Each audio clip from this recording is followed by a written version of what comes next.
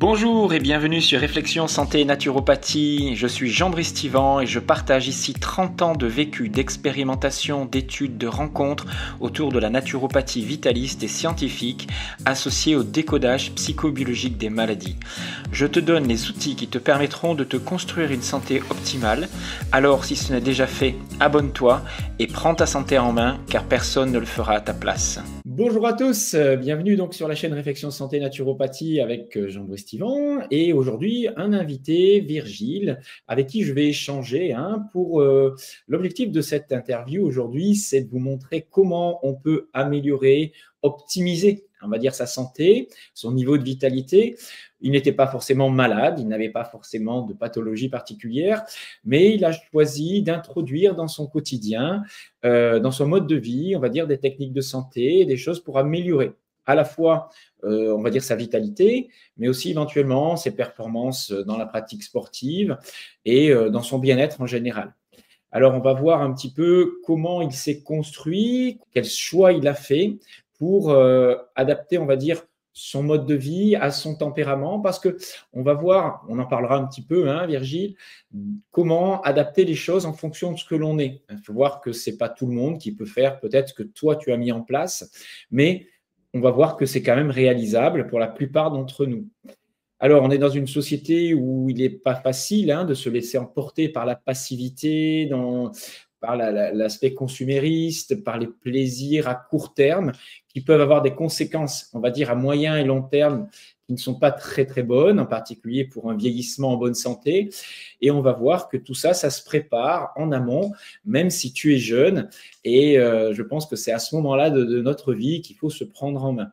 Alors, tu t'es peut-être fixé des objectifs. On va voir comment on peut les atteindre. Et on va revenir, bien sûr, à des fondamentaux. On va parler de nutrition, on va parler d'exercice physique, d'hormèse, de contact à la nature, de earthing, de sommeil, éventuellement de compléments. Je ne sais pas si tu en prends d'ailleurs. Et on échangera autour de tout ça sur des choses concrètes que les personnes peuvent aussi mettre en place. Alors, juste pour le petit mot sur Virgile, moi, je l'ai connu sur une formation il y a 2 ans déjà, formation sur le mode de vie ancestral. Donc, on avait parlé d'alimentation cétogène, de earthing, d'hormèse, de choses comme ça. Et toi, tu as continué de suivre des formations en distanciel. Tu as commandé Ancestral Revive, plein de formations, du décodage biologique aussi, puisque ça t'intéresse, je sais.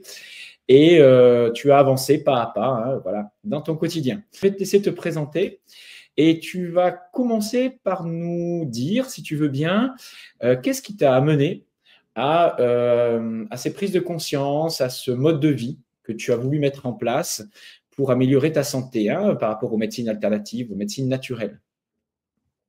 Bonjour à tous, Virgile, donc, j'ai 40 ans, je suis en couple, j'ai 2 enfants. Voilà, je suis vigneron, voilà, on en reste. Écoutez, moi, j'ai eu la chance, étant petit, j'ai tout de même ma mère qui était déjà un petit peu calée sur le bio, mon père, lui qui est assez ouvert, qui était végétarien. Toi, il a essayé des choses, voilà, il était quelqu'un d'assez ouvert. Et puis, j'ai surtout ma grand-mère qui est toujours en pleine forme et qui, elle, a été vraiment dans la naturopathie depuis très, très longtemps, il y a 50 ans, 60 ans. C'est vraiment une pionnière dans le bio. Et je vois le résultat. Donc, aujourd'hui, je la vois à plus de 80 ans, vraiment en très bonne santé. Donc, ça, c'était vraiment une bonne inspiration. J'ai eu beaucoup de chance avec ça. Et au début, voilà, alimentation classique tout de même bio, mais classique avec ma mère, jusqu'à 25, 30 ans, assez classique. Et puis après, en documentant, en lisant, ça m'intéressait. Toute la santé m'intéressait. J'ai compris que voilà, certaines choses, tout ce qui était chimique, transformé, c'était pas bon. Voilà, tout doucement, je suis venu comme ça. Et puis malheureusement, il y a aussi le Covid. Voilà, les choses, ça a accéléré. Voilà, je dis, c'était pas dans le sens que j'aurais voulu suivre.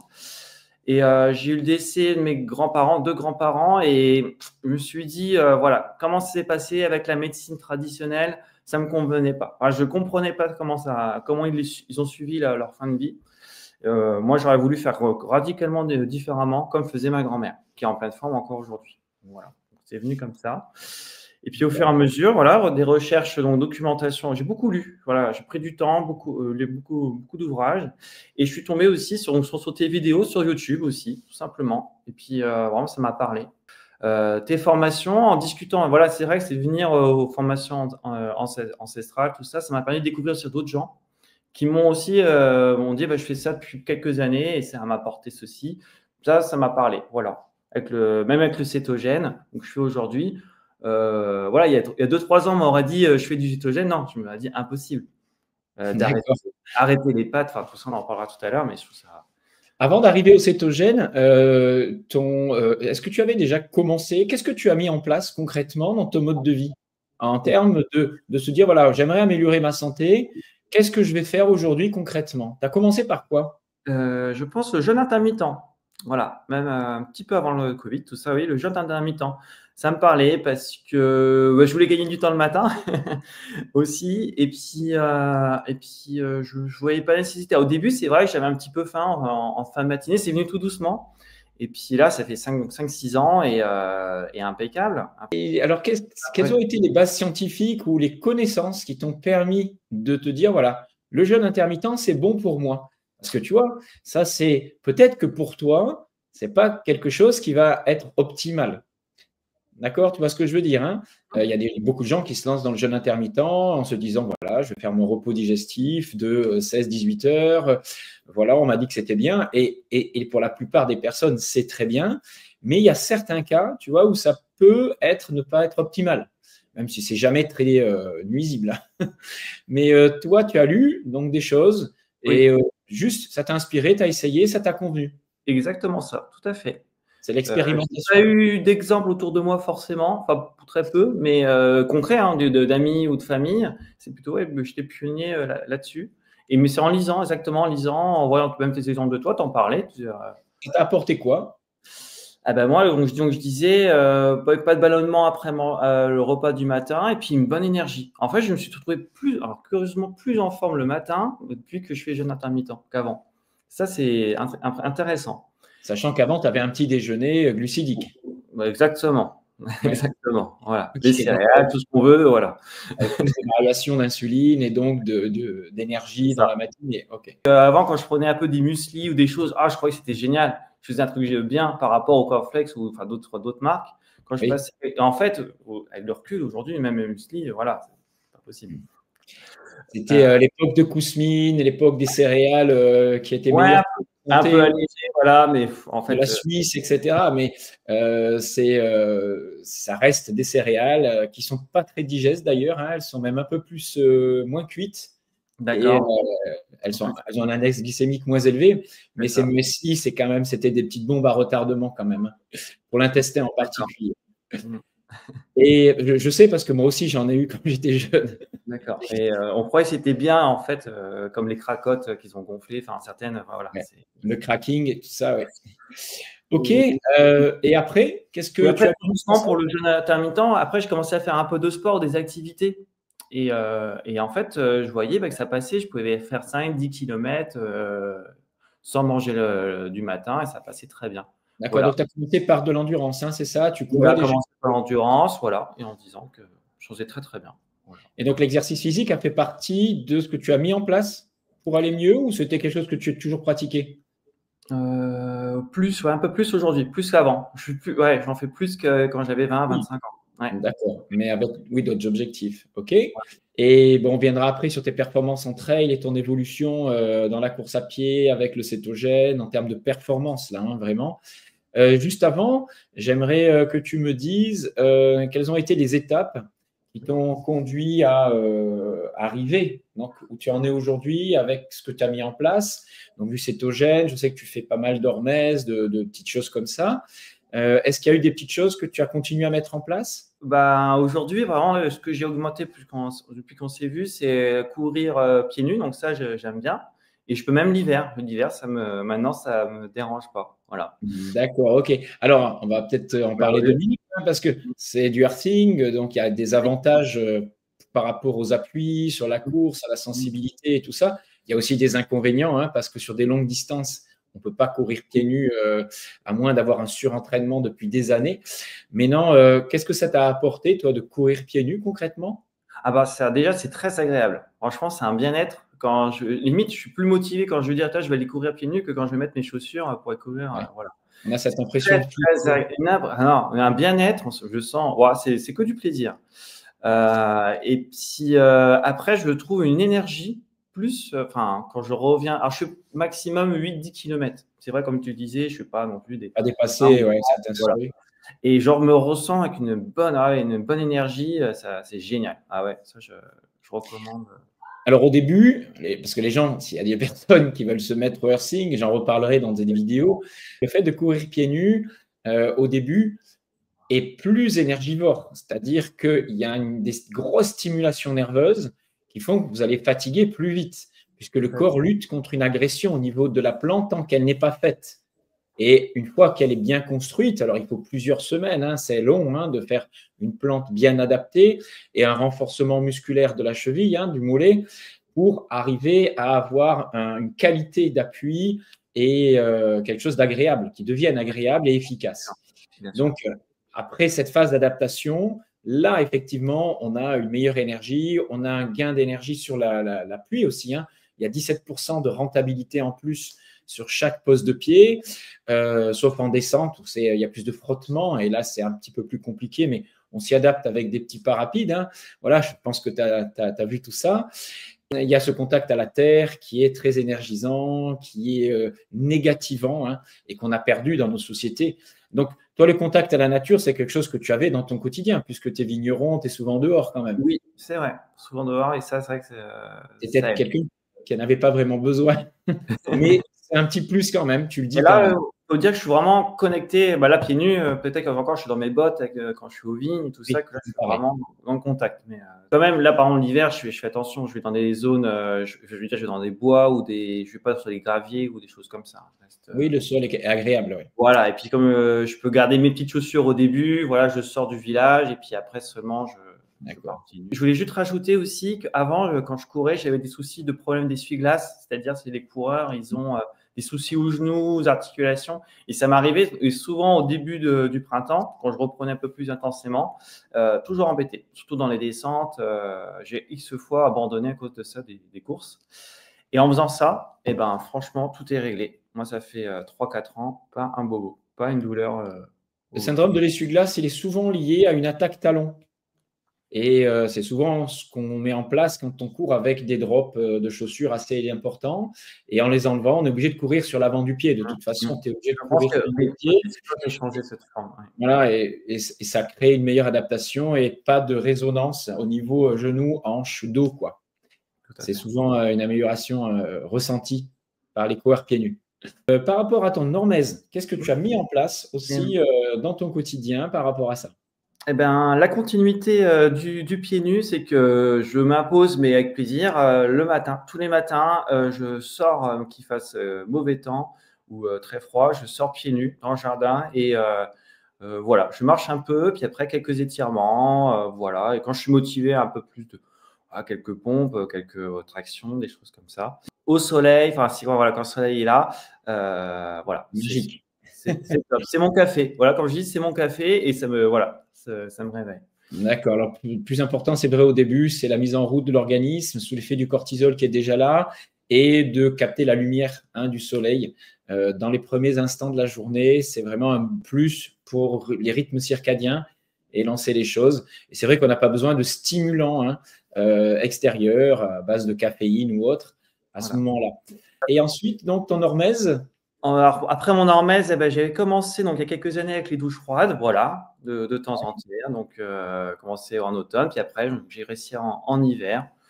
Donc là, les douches froides, très bien. Après, on commençait un peu en durée. Donc, je le faisais le soir, c'était pas forcément bon. Voilà, j'essaye quand je peux le matin, sinon. Après, voilà, ce rituel dehors, hop, je reprends une petite douche.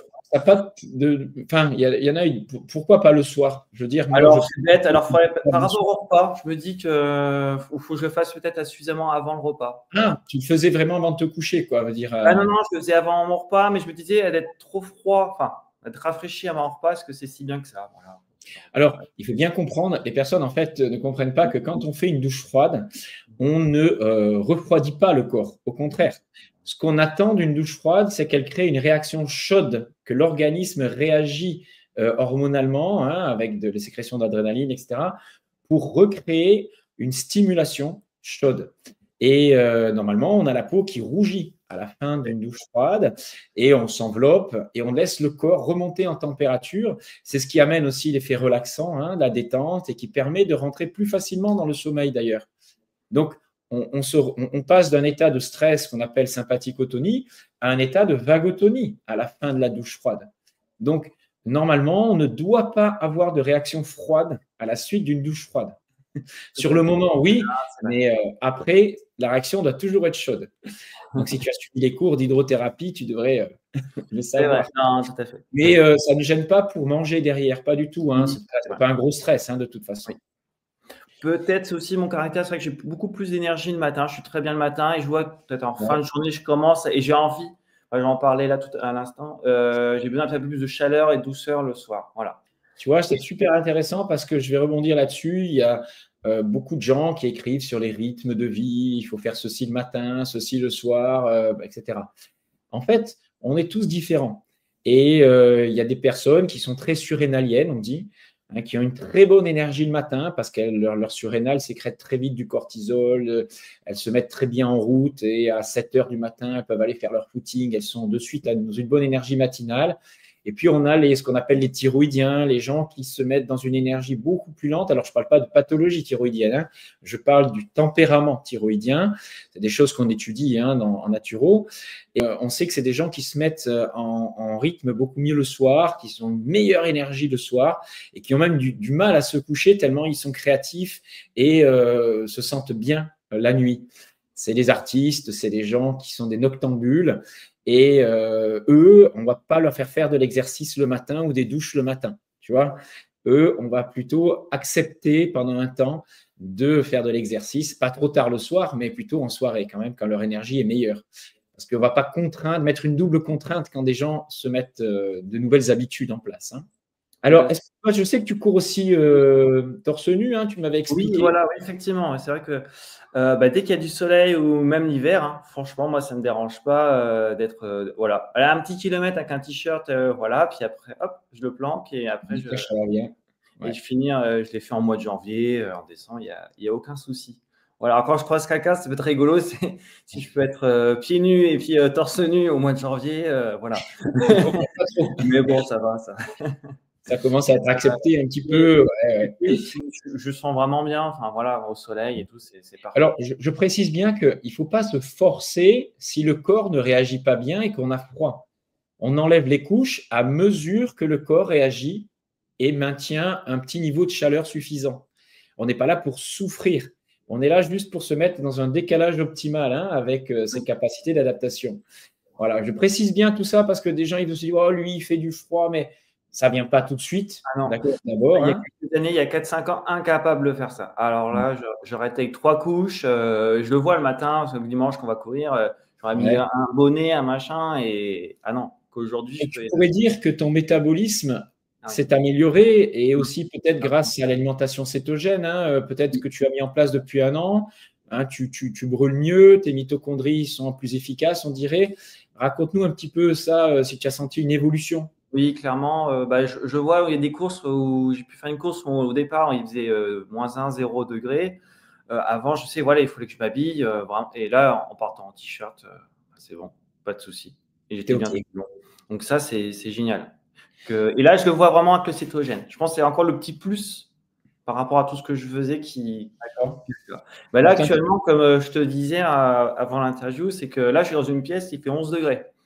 Et on ne bouge pas, donc, et je me sens bien. Voilà. D'accord. Ouais, tu commences à fabriquer de la graisse brune, quantité suffisante. Et quand on s'expose régulièrement au froid, on fabrique un petit peu plus de graisse brune qui contient plus de mitochondries, donc qui dégage plus de chaleur. Donc, ça améliore vraiment le métabolisme. Hein, et les effets à long terme sont vraiment intéressants. Alors, raconte-nous un petit peu maintenant ton passage au cétogène, ce pourquoi tu as eu envie de le faire. Et qu'est-ce que ça a vraiment apporté en termes de qualité de vie, mais aussi en termes de performance physique, peut-être en trail, hein, voir comment tu gères ça.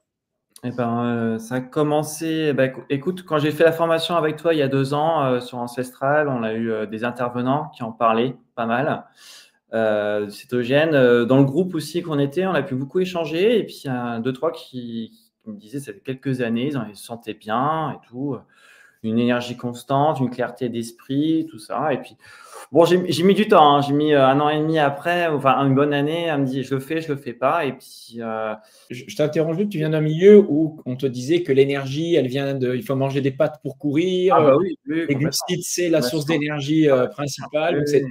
peut-être pour ça que tu n'as pas franchi le pas rapidement. Ah oui, oui, mais de mon entourage, je suis extraterrestre, pas aujourd'hui, à faire ça, oui, tout à fait. Et puis surtout casser les moi j'adorais les pâtes, c'était mon plat préféré, hein, je le disais tout le temps et bah, les pizzas aussi, bah, tout ça, donc fini. Ça prouve bien que le corps peut s'adapter. Je veux dire, même le microbiote, le cerveau, on peut vraiment lui apporter des choses différentes et toujours adaptées, bien sûr. Et même si on a une habitude qui est depuis 30, 40 ans la même, on peut la changer. Voilà. Il faut quand Tout même à se fait. dire que c'est possible et que les addictions, ben, elles peuvent évoluer. Et puis en écoutant, bon, bien sûr, Antoine, suivant, je sais que toi, il y a aussi l'année dernière, tu avais aussi tenté le cétogène, donc tu vois, tu l'as fait pendant plusieurs mois. Ça m'a inspiré. J'ai dit pourquoi pas. Bah, après, j'aime bien aussi, j'avais Ulrich Génisson, tous ces témoignages, ça conforte. En fait, j'ai eu besoin de beaucoup quand même d'informations avant de me lancer. Pour être sur plein de témoignages. J'apprécie aussi David Delormever et il a lancé, ça m'a parlé aussi. Donc, avec tout ça mis en cause, j'ai dit pourquoi pas moi. J'essaie quelques mois. Et bah, aujourd'hui, j'arrive pas à revenir en arrière. Donc, je me sens bien. Même on me peut mettre un plat de pâtes devant les yeux, je m'en moque. Voilà, je n'y toucherai pas. Voilà. Ouais, mais non, d'accord. Alors, raconte-nous un peu tes repas. Vas-y, dis-nous rapidement ce que Alors, tu fais et on verra après pour tes performances ce que ça donne. donc le matin, donc jeûne intermittent, donc voilà. Ensuite, le midi, moi, je suis beaucoup autour des œufs. Donc des œufs, du beurre, peut-être un peu d'avocat. Du comté, ouais, voilà, du fromage à pâte dure. Voilà, ça va être mon repas du midi. Je peux rajouter un peu de chou, voilà. Et Pas puis, trop de légumes. Tu n'es pas trop fibres. voilà, un petit peu de chou, voilà, peut-être un peu de chou. Ah oui, en ce moment, c'est les endives, voilà. Si, je peux me prendre une petite endive, voilà, avec un peu de Ok. Donc, tu caponade. gardes un petit peu de légumes quand même. Un Ok. petit Tu peu, n'es pas voilà. omnivore, hein, on est bien d'accord. Exactement. Donc ça peut être, donc ça, c'est assez courant. Et puis le soir, donc là, c'est en famille, hein, bien sûr. Alors j'ai la chance, c'est que ma femme, elle s'est adaptée un petit peu à moi. Elle me suit aussi. Elle fait du low carb, cétogène. Et elle aussi, elle voit des bienfaits. Et du coup, quand elle fait le repas, enfin, franchement, elle essaye de faire pour toi, pour nous deux, quelque chose. Voilà. Les enfants, ils peuvent manger des glucides où on rajoute souvent des féculents pour eux. Parce que Ouais. les jeunes, voilà, ils bougent. On verra plus tard avec eux. Difficile à Même passer s'ils sont par, mais assez c'est vrai que c'est difficile. ils voient Ouais. un exemple quand même, ils sont assez sensibles et ils comprennent aussi. Ah, c'est Donc bien. et du coup, le soir, eh ben, ça va être des morceaux de viande, donc du steak, enfin voilà, du bœuf ou du porc, enfin voilà, un peu de poulet. Et tes quantités de graisse, tu dirais qu'elles se situent à combien à peu près? Et ouais, est-ce que je suis aux 100 grammes? C'est intéressant, je prends quand même des bonnes portions de beurre à chaque repas, voilà. Le soir, je peux rajouter de la crème fraîche, je peux, bien sûr on peut mettre un Sur une peu journée, d'huile. tu dirais que tu as un apport lipidique autour de 100 grammes, tu me Oui, je disais, pense que j'y suis, ouais. dans ces eaux-là, quoi. Ah, c'est vrai qu'avec des pièces de veau qui sont assez grasses déjà, je peux prendre de la rillette, je peux prendre du pâté de foie, je peux prendre des choses comme ça qui sont déjà assez grasses. D'accord. Donc là, tu rajoutes pas trop de graisse sur ces repas-là, Pas quoi. toujours, ouais, pas toujours. Mais Il y a différents types de cétogènes, hein. Il y en a où il faut rajouter jusqu'à 150 grammes de graisse par jour, voire 200 grammes. Toi, tu n'en es pas sur ce mode-là, hein, on est on d'accord. rajoute, non, Pas pas autant. jusque-là. Je peux prendre de temps en temps un peu de lait cru, voilà, Mhm. soit à la ferme ou soit voilà du Gabori, Ouais, toi, voilà. tu as des produits de qualité à proximité quand même, Voilà, hein. allez, une fois tous les 10 jours, 15 jours, un peu de lait cru, voilà. OK. Et en termes d'apport protéique dans la journée, tu te situes à combien? Ah oui, bah, ah ouais, je pense que je commence à être pas mal. Bah, c'est 1 kg, 1 kg 2, voilà, 1,5 kg plutôt par rapport au poids. Donc, Alors, voilà. 1,2 Ouais, grammes par kilo. voilà. Alors c'est vrai que je suis moins. Je sais qu'il y en a qui a mesuré tout ça. J'avoue, Ouais, tu désolé hein, mesures pour pas tout. l'interview. Je suis un peu ressenti, mais Mais voilà. combien tu manges de grammes? Tu manges un steak, ton steak, il fait combien le soir, par exemple, de grammes? C'est Ouais, 200 grammes? Ouais, c'est des bons, ouais, pour avoir des bons, Des oui, bons tu peux morceaux, monter à quoi. 200 grammes. Ah oui, et notamment hier, c'était du steak haché cru, ouais, du cru entre 200, 250. Les œufs à midi, par exemple, t'en prends 3, t'en prends 4, t'en prends Ah, 2? 4, 5, ouais. 5 5, le midi. d'accord. Donc, ça te fait déjà 30 grammes de prot à midi, hein, facilement. Encore à peu près 50 grammes le soir, hein, minimum. Ouais, donc tu es à 80 grammes. Et tu pèses combien? Je pèse 67, ouais, 67. D'accord. Pour un mètre, combien? 1 m 80, 79, 80.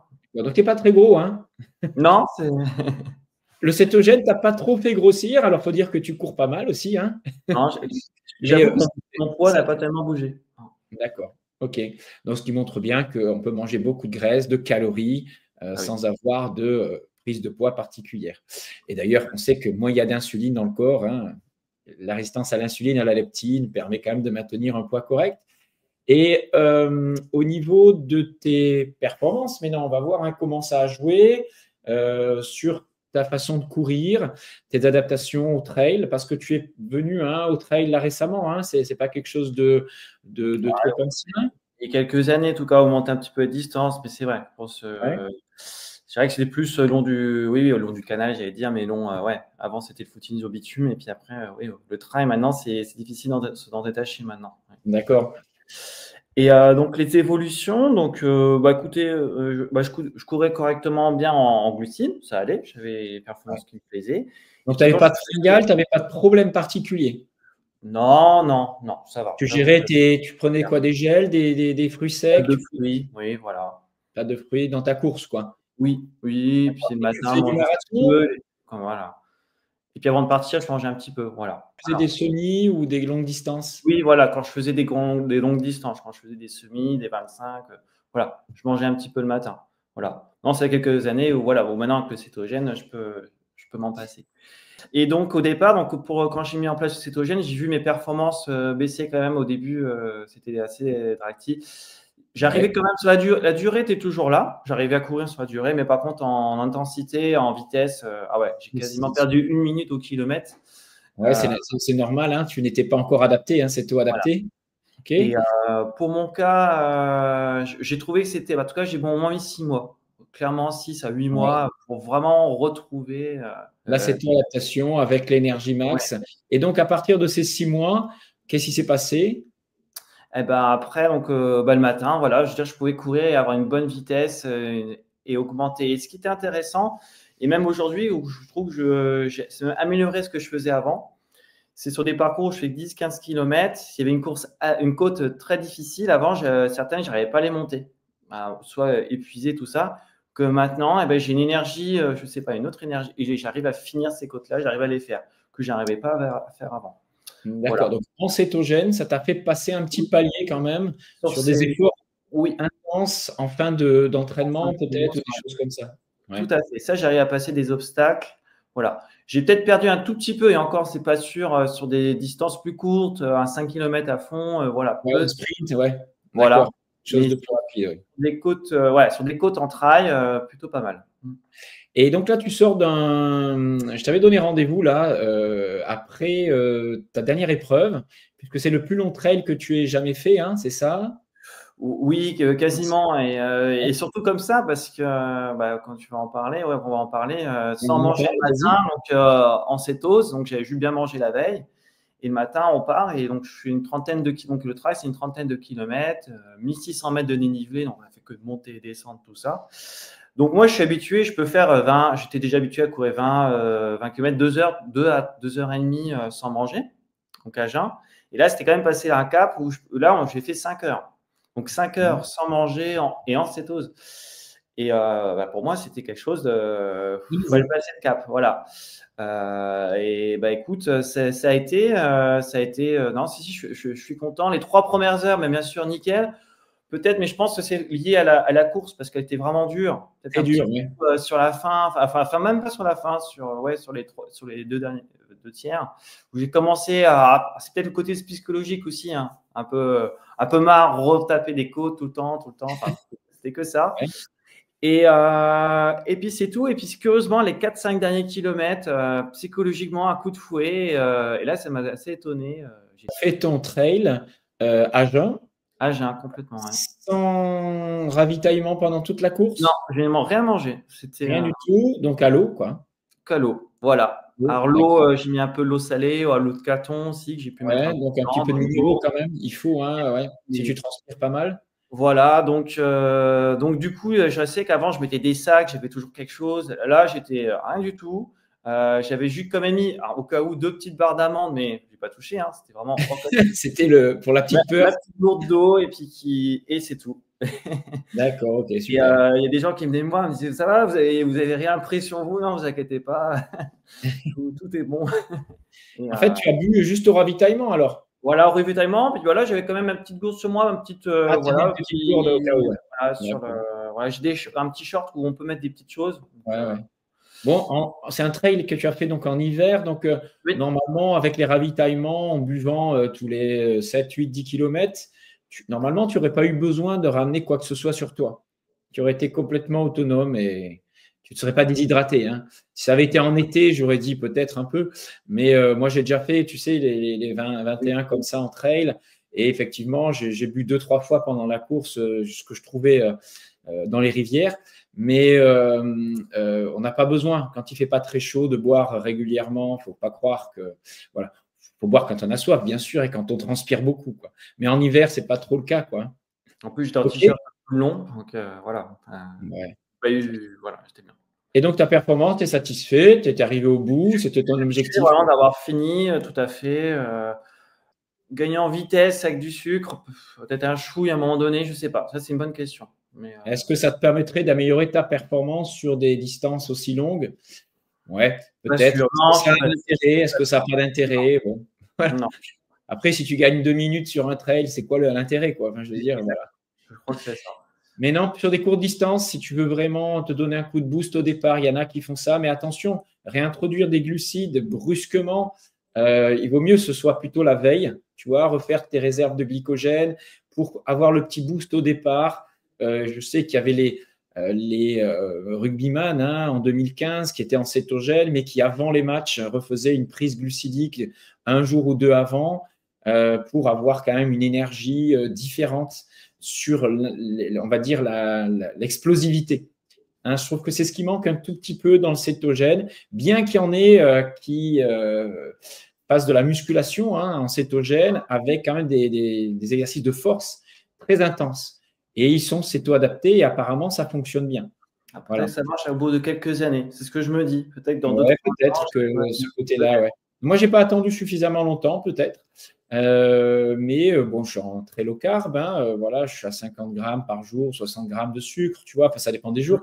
Mais ce petit truc sucré, tu vois, effectivement, ça me permet d'avoir Oui, vraiment des capacités ouais, d'explosivité, un chouïa supérieur à quand j'étais, même nettement supérieur que quand j'étais encore en cétogène, peut-être pas complètement céto-adapté, hein, puisque j'ai fait que 6 mois, mais quand même, bon.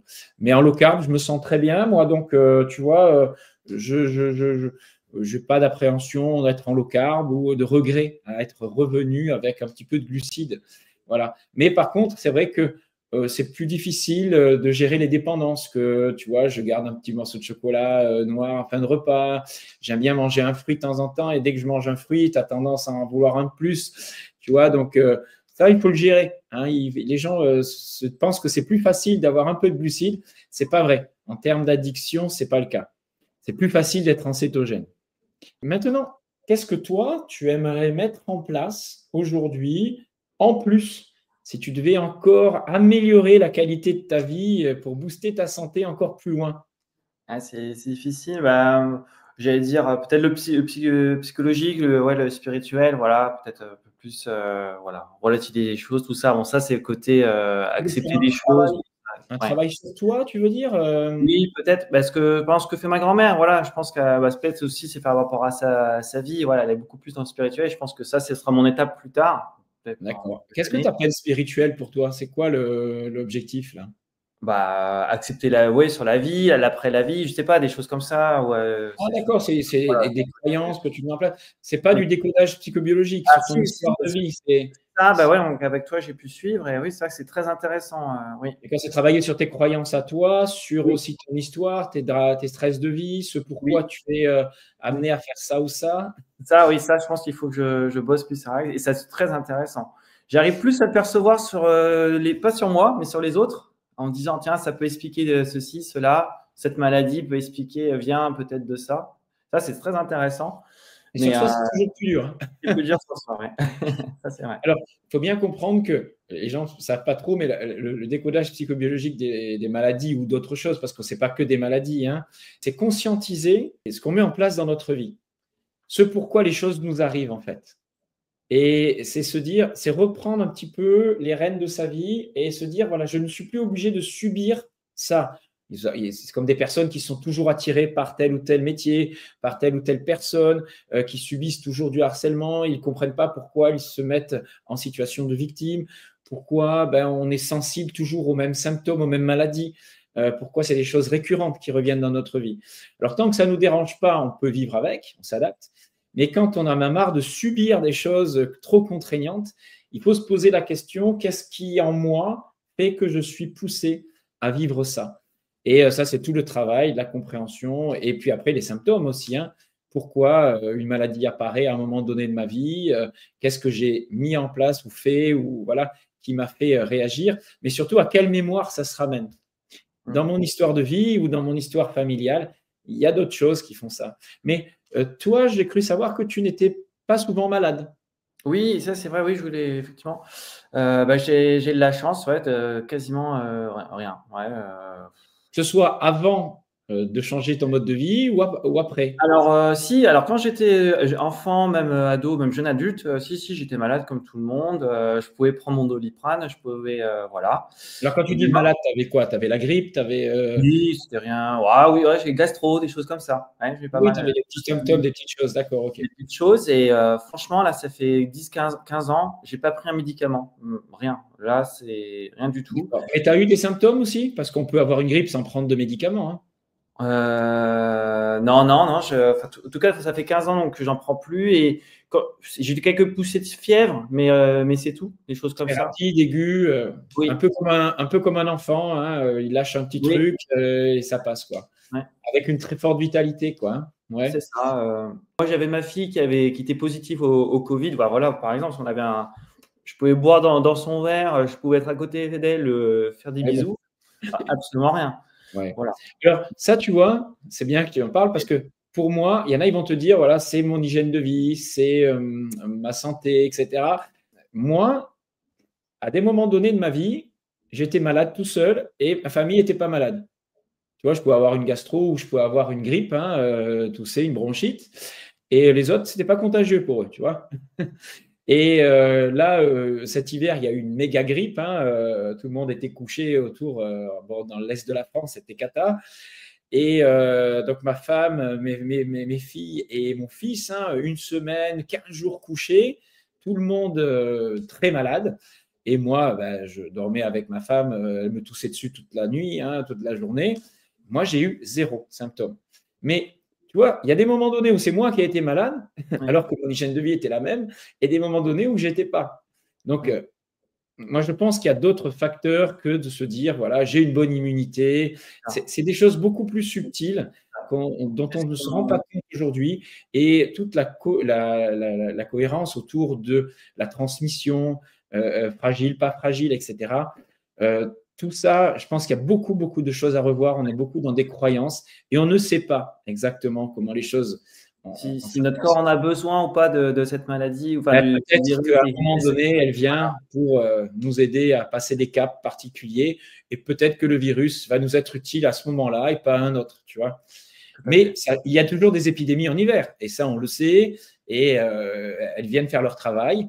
Mais non, qu'on l'ait ou pas, Moi, ça se alors passe. peut-être c'est mon impression à moi, par exemple, je me dis si je suis fatigué en fin de journée ou j'ai passé une mauvaise journée, ça s'est pas été des conflits, des choses. Est-ce que là, si je vais embrasser ma fille qui a un virus ou qui a la grippe, est-ce que c'est bien? Peut-être que là, je réceptionnerai, peut-être que là, je serai malade. Je sais pas. Moi, je pense que quoi que Euh, tu fasses, oui. tu auras ce que tu dois avoir. C'est-à-dire Et, que si tu as besoin de la maladie, il ne faut pas la voir comme un échec. Il ne faut pas la voir comme oui. un problème de fragilité. Pas du tout. C'est que tu en as besoin. Et ça va te permettre de passer un cap. Mais non, voilà, il y en a, ils en ont peur. Voilà. Le truc, c'est que moi, je pense que l'hygiène de vie, développer sa santé, c'est fait pour vivre pleinement. Et si un jour on a une maladie, si un jour on a une contrariété, si un jour on subit des stress, être capable d'encaisser tout ça Tous les symptômes, ouais, et bien les d'accepter. synthétiser. Voilà, c'est-à-dire avoir suffisamment de vitalité, c'est ça la vitalité, l'énergie, et c'est aussi l'acceptation sur le plan mental pour passer ces étapes-là de notre vie sans embûches, ressortir grandi et pas épuisé davantage, tu vois. Donc, pour moi, la maladie fait partie de la santé. Mais non, il faut, quand on est malade, à un moment donné, quand on vit des choses qu'on ne veut pas vivre au quotidien, eh bien, se remettre en cause, être capable de se dire qu'est-ce qui a fait que j'en suis arrivé là, comment faire pour la prochaine fois, peut-être éviter ce qui m'a contrarié à ce moment-là. Mais je ne veux pas m'empêcher de vivre parce que j'ai peur de ceci, j'ai peur de cela. La peur, c'est le pire des maux de tous. C'est ce qui vous empêche de vivre vraiment. Donc pour moi, ma philosophie, c'est d'être dans l'acceptation des choses et de faire une chose en amont pour ne pas subir négativement après. Voilà, c'est un petit peu ça que j'essaye de transmettre, hein, tu vois. Il y a d'autres techniques, de choses que tu aimerais mettre en place, toi, en technique naturelle de santé, à part. Bah alors, moi, le plus tard, j'aimerais. Donc là, de temps en temps, moi, je vais dans l'eau froide, dans le bain froid. Donc, Ouais. j'ai la chance, je peux m'immerser donc, dans l'eau à 4-5 degrés, 2 à 3 minutes. Alors, voilà, Ouais, donc c'est quand même un super niveau déjà, hein. ouais, c'est pas mal. Je me sens, je suis bien rouge, hein, tout va bien, je suis pas bleu. Tu réagis bien. Et là, effectivement, on a un ressenti de chaud, de chaleur, hein, même si dehors il fait 4-5 degrés. Wow. C'est vrai que j'aimerais bien plus tard, si ouais, faire peut-être un peu plus de sauna aussi dans la chaleur et alterner les deux. Moi, voilà, c'est de faire sauna et bain froid. Alors moi, Alterner je les suis deux. un pro du sauna, pour le sauna. Je sais que l'homme est même mieux adapté à la chaleur qu'au froid. Du moins, il s'adapte mieux à la chaleur et au froid. Et même un chaud extrême, on sait que ça a des répercussions très intéressantes. Alors, c'est très bien pour les sédentaires. Ça peut vraiment remplacer les effets d'une séance d'exercice physique, mais ça apporte en plus une stimulation au niveau de ce qu'on appelle des chocs protéines, hein, qui aident à la récupération. Pour les sportifs, c'est vraiment un grand plus, le sauna. Je pense même plus que le bain froid. Tu sais, la mode actuellement, c'est de s'immerger dans du froid, la cryothérapie, après l'exercice physique. Aujourd'hui, il y a beaucoup d'études qui montrent qu'un sauna après un exercice physique, alors bien sûr, pas si on a transpiré sur un trail pendant des heures, on ne va pas encore transpirer, hein, mais pour des exercices de haute intensité, je ne sais pas, de la muscu, de l'haltérophilie, de l'athlétisme, même des matchs de foot, toutes choses comme ça, eh bien, on sait que le sauna peut améliorer la préservation des protéines et la resynthèse protéique. Hein, il y a eu des choses à ce niveau-là qui ont été montrées. Donc, c'est vraiment un outil vraiment génial, le sauna, moi, je pense. Il y a un effet de relaxation très intense derrière. On élimine aussi des métaux lourds, hein, il faut le savoir, par la transpiration, hein, quand on transpire régulièrement. Pour moi, c'est vraiment quelque chose qui manque. C'est vrai qu'on transpire dans notre société. Transpirer, c'est mal vu en plus. Et de temps en temps, une bonne suée, ça fait vraiment du bien. Ça peut faire du bien. Et c'est intéressant, c'est vrai que j'ai aussi changé mon approche. C'est vrai que, comme tu disais, après avoir couru ou tout ça, passer dans du froid, je me disais, ah, c'est bien tout ça. Mais en réfléchissant, je me dis, est-ce qu'il ne faut pas garder un peu l'inflammation et au contraire pour les muscles, tu vois? Ça ne va pas t'enlever toutes tes inflammations de réparation, tes œdèmes de réparation. Après une course à pied, un trail de 3 heures, c'est pas une petite douche froide ou un bain froid de 1 minute qui va tout enlever, hein. Voilà.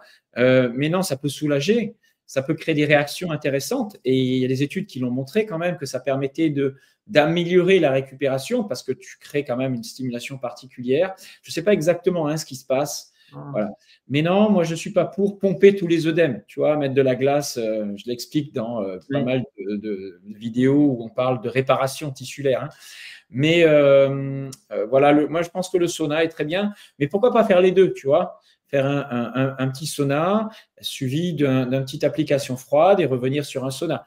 Mais non, attention, c'est du stress, Et rajouter du stress à du stress, si l'effort a été intense, si tu as été exposé au froid ou à des grosses chaleurs en été, par exemple, dans ton trail, moi, je n'irai pas faire encore quelque chose qui te refout en stress et qui remobilise ton énergie si tu es déjà épuisé. Tu vois, il faut quand même gérer ça et les gens ont tendance à vouloir trop en faire et à s'épuiser avec ce genre de technique quand ils en font vraiment en trop grande quantité. Il faut toujours adapter au tempérament de la personne, à ses réserves énergétiques. Voilà, c'est tout ça l'art de la naturopathie et c'est ce que j'explique dans les formations. Il faut faire vraiment attention à être mesuré. Sinon, on s'épuise aussi. Ok, peut-être d'autres choses. Alors, je sais que toi, tu fais un petit peu de muscu quand même. Oui, au jardin. tout à fait. Ça, je ne faisais pas du tout avant. Et je me rends compte que, voilà, qu'il faut aussi, en courant trop, on perd en haut du corps quand même. Et de compenser avec quelques exercices du matin. Donc, des pompes. C'est quoi cet exercice? Qu'est-ce que tu fais en muscu? Quelques pompes, oui, des pompes, traction. Voilà, j'ai une pierre que j'ai vue au stage ancestral. Au moment, j'ai un grosse pierre et puis je joue un peu avec, la lever, la gauche, droite. Oui, parce qu'on pense qu'on peut faire que de la musculation dans une salle bien équipée, mais en fait, c'est pas vrai. Dans notre façon de vivre ancienne, voilà, on peut imiter des mouvements. C'était le libertisme. On appelait ça libertisme. À un moment donné, on imitait la chasse, les mouvements, mais on peut faire de la muscu avec une pierre. Moi, c'est ce que j'aime bien montrer quand je fais des ou escalader un peu à l'arbre, enfin pas trop, mais voilà, me grimper de branche en branche. Des suspensions, des tractions. Voilà, on peut faire plein de choses dans la nature. Il n'y a pas besoin d'une salle de muscu. Et puis, il n'y a pas besoin de faire des séances très longues non plus. Une petite stimulation musculaire régulière, c'est vraiment intéressant. Alors, pour toi, c'est intéressant parce que tu vois, en vieillissant, tu fais toujours que de l'endurance, tu risques de perdre de la masse musculaire, des fibres de type 2, des fibres explosives. Et cette force, il va falloir que tu la maintiennes quand même. Ça ne veut pas dire qu'il faut que tu arrêtes de courir, pas du tout. Il faut aussi travailler sur le plan cardiovasculaire et c'est super intéressant. Mais effectivement, pour ta colonne vertébrale, pour ta densité osseuse du haut du corps, densité musculaire, éviter la sarcopénie en vieillissant, les efforts d'endurance doivent être diminués pour aller vers des efforts de résistance musculaire. Tout à fait. Et de la souplesse aussi peut-être. Oui, et c'est vrai que depuis 4-5 ans, un peu plus de yoga. Oui, donc oui, des petites salutations au soleil le matin ou le soir. Ça, c'est pas mal. Les étirements, ça je pratique, tout à fait. D'accord. Tu te masses aussi? Tu fais des choses dans le massage? Je voulais en venir, exactement. Alors, je ne fais pas d'automassage, en tout cas pas pour l'instant, mais par contre, depuis 2-3 ans, et c'est aussi encore en discutant avec des personnes dans le groupe que j'ai pu voir, où il y avait des masseuses holistiques. Et pour moi, c'est entre ostéopathe et massage. Enfin, voilà. Et maintenant, puis j'y vais plus régulièrement. Donc, tu fais masser, ok. Ouais. Exactement. Et il existe aussi, tu n'utilises pas ces outils de percussion chez les sportifs là? Non, j'ai des amis qui le font, mais moi, pas encore. Les automasseurs, non? Tu n'utilises pas pourquoi pas, pourquoi pas. Pour la récup, c'est pas trop mal. On ne sait pas si ça a vraiment des effets, mais ça, en tout cas, ça retrouve un certain assouplissement musculaire et c'est agréable. Je trouve, c'est pas trop mal. Mais le massage holistique, je recommande. Et du coup, j'ai aucune douleur, pas besoin d'avoir l'ostéopathe ou autre. Ouais. Très bien. Et si tu voulais dire maintenant, pour conclure, quelque chose aux auditeurs, quelque chose pour les motiver, pour les inciter à changer, peut-être pour un petit conseil. Tout ce qu'on vient de parler, qu'on peut le faire, mais qu'il faut aller vraiment progressivement. Voilà, mon conseil, c'est d'aller tout doucement. Ceux qui veulent commencer à courir, il faut commencer par 2-3 km, 5 km, mais vraiment la progressivité, pas aller trop vite d'un coup. Voilà.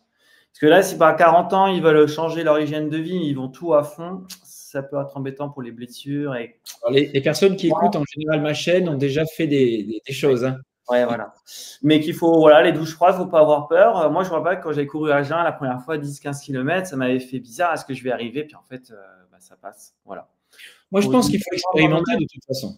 Oui, il faut expérimenter, se donner confiance en nous-mêmes. Et comme pour les douches froides, les bains froids. Bon, les bains froids, peut-être attendre vraiment le dernier niveau. Ça, c'est peut-être avec surveillance, avec des gens autour. Voilà. Toujours une progressivité. Voilà. J'explique ça dans les formations hydro. Enfin, même Knipe faisait des choses progressivement.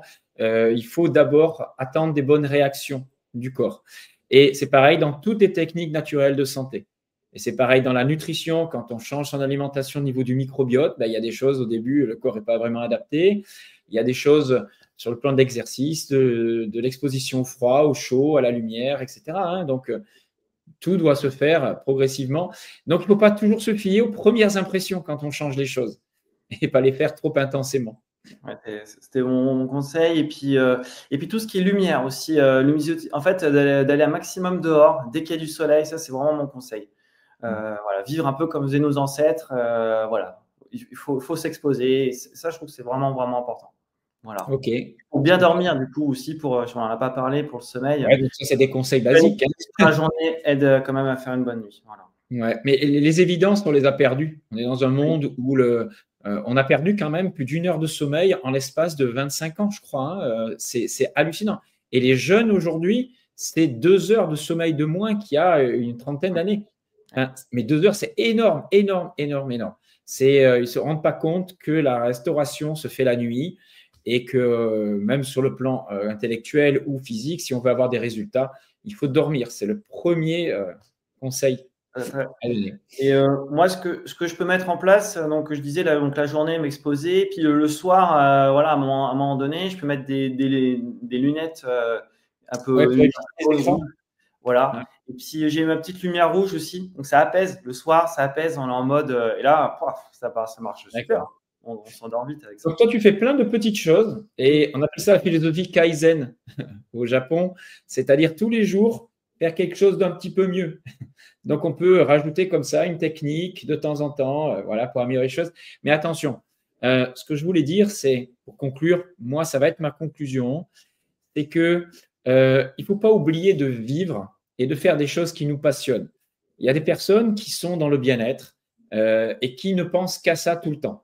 C'est-à-dire qui comptent ce qu'ils mangent, qui respirent en comptant les respirations, qui s'exposent tant de secondes, qui vont faire leur exercice avec tel programme, ils ne vont pas jamais en sortir, etc.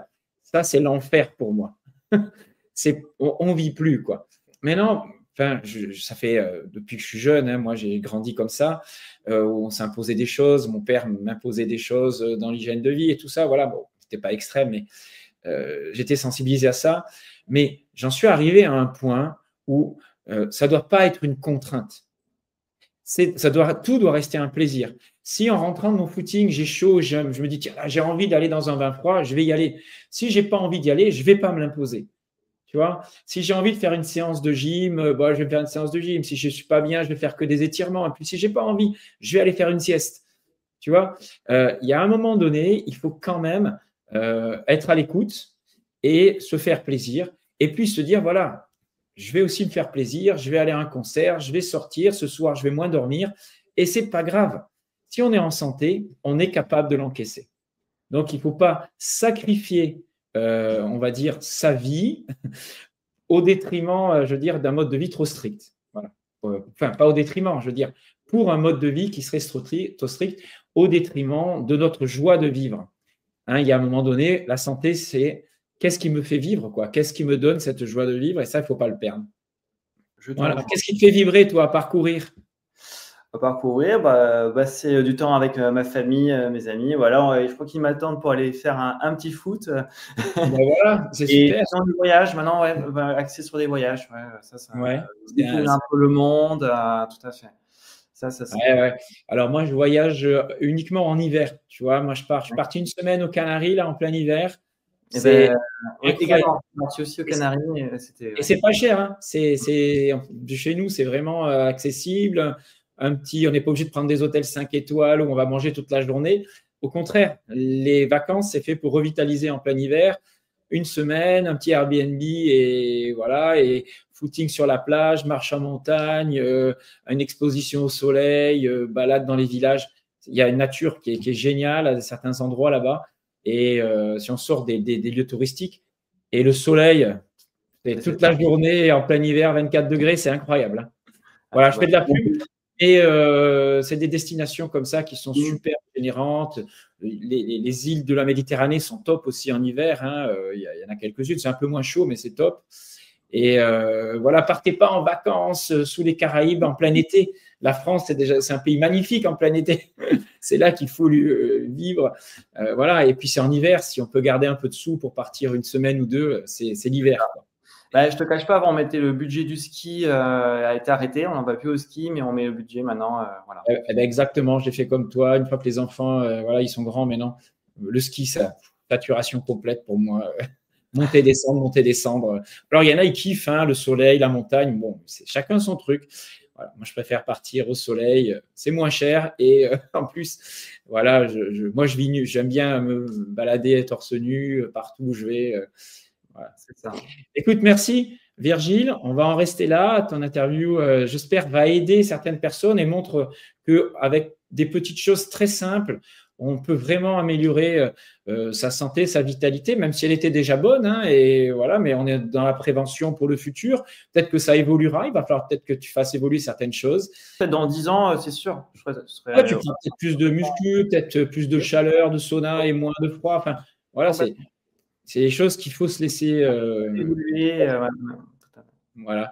Et voilà, pour ceux qui voudraient en savoir plus et vraiment comprendre comment on applique ces méthodes en fonction du tempérament, toutes ces techniques, voilà, vous savez que je propose des formations, hein, vous en avez pas mal, sur le site alsacenaturo.com, hein, comme Ancestral Revive, ou peut-être toi, tu vois, la formation sur l'exercice physique pourrait peut-être te faire passer un cap à ce niveau-là, hein, comme tu as un tempérament rétracté, comment se faire du muscle, te donner une meilleure assise mentale aussi, tu vois, ça permettrait ça.